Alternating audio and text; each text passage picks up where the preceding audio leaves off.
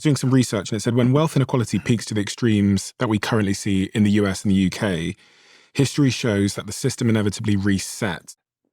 All of the wealth we're talking about has gone to the top 10%, and a lot of that to the top 0.01. Before that, by the way, from 1935, from FDR to 1975, so that's 40 years, we had a wonderful period of growth. We had gains of over 3.5% a year. But the nice thing was that the poorest quarter made a little bit more than average, let's say 4%.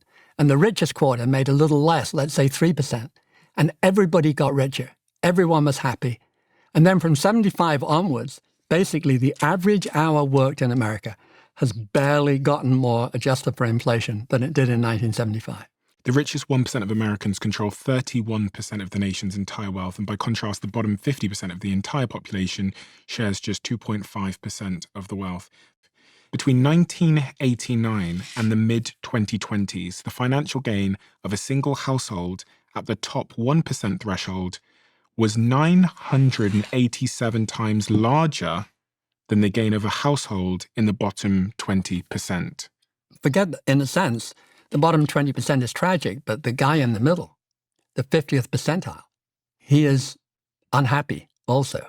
And when your average guy is unhappy because he's not doing very well, you know you have a problem. Doing some research, and it said when wealth inequality peaks to the extremes that we currently see in the US and the UK, history shows that the system inevitably resets. According to historical macro studies, peaceful policy changes almost never fix extreme inequality.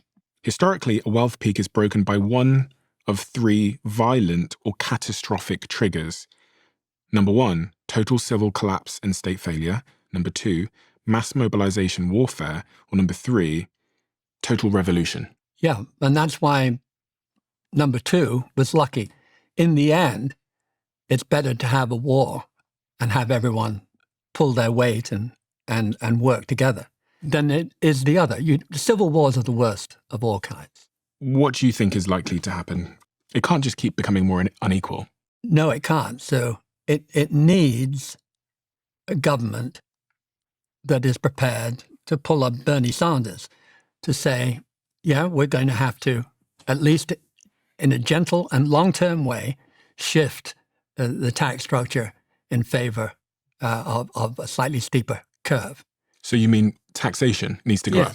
We need to tax the rich. And help the poor. It's pretty simple.